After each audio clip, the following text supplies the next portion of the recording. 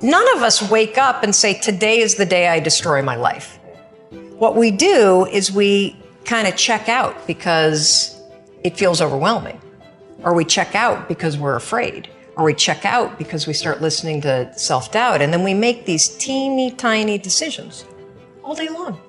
We don't even realize it. Decision to not get up on time, a decision to not eat the right thing, a decision to snap at your kids, a decision to not speak in a meeting, a decision to not look for a job, a decision to not deal with your finances, a decision to not call your parents, like whatever it is. All day long, these tiny decisions that take you so far off track. And then you wake up like I did and you look at your life and you think, how the hell did I get here? And more importantly, how do I get back over there? And you have no idea. And so I was so trapped. And I know from your story, you felt the same way. Like you knew that there was more in store for you, but you couldn't figure out, how do you close that gap? How do you find the power that's in you? How do you discover your greatness? How do you solve these problems? It feels so overwhelming when you can't. I mean, I would go to the grocery store and the items would scan and I would be sitting there readying my excuse because there was no way that my check card was going to clear. Wow. So I got in this struggle with myself that a lot of us find ourselves in, and that is you get trapped in what I call the knowledge action gap. You know what to do, but you can't seem to make yourself do it. Have you ever had one of those nights? Probably before you started your company, but where you go in bed and you're like, all right, Tom, that's it. Tomorrow, it's the new me. Tomorrow, I'm going to get up on time. I am going to go to the gym. I am going to look for a job. I'm not going to drink so much. It's going to be amazing. The new me, the future me. Woo! Let's do this, right? Then you go to bed and you wake up 7 hours later and you're like, I don't feel like the new me. It's the only, that's a stupid, see, motivation's garbage. It's never there when you need it. Ever. Ever, ever, ever. And so here's what happened to me, and thank you for wearing the NASA t-shirt. It's a really stupid story. It's a powerful story. So one night, Chris had gone to bed. I'd been struggling, still had all the same problems. We still had a lien on the house, still facing bankruptcy, still fighting like crazy. I was still unemployed. They still hadn't figured out like the solution yet for the business.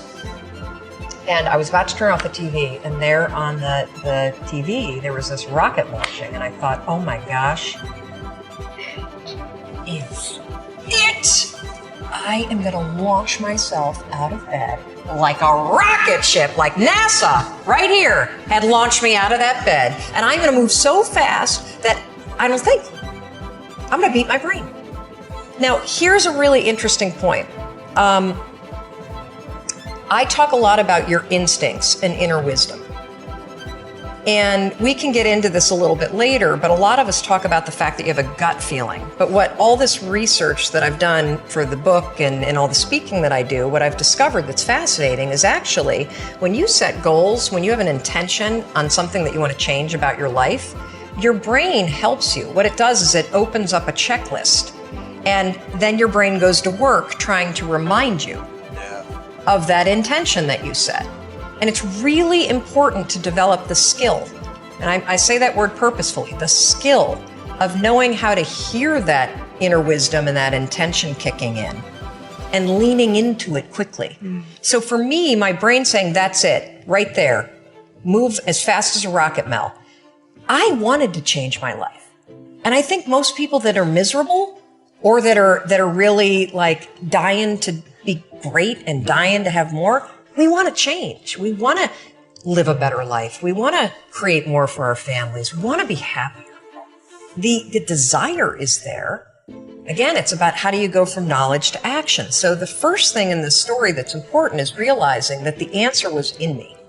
And my mind was telling me, pay attention. The next morning, the alarm goes off, and I pretended NASA was there.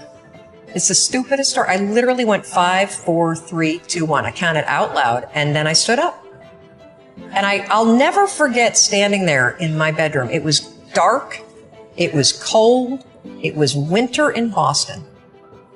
And for the first time in 3 months, I had beaten my habit of hitting the snooze.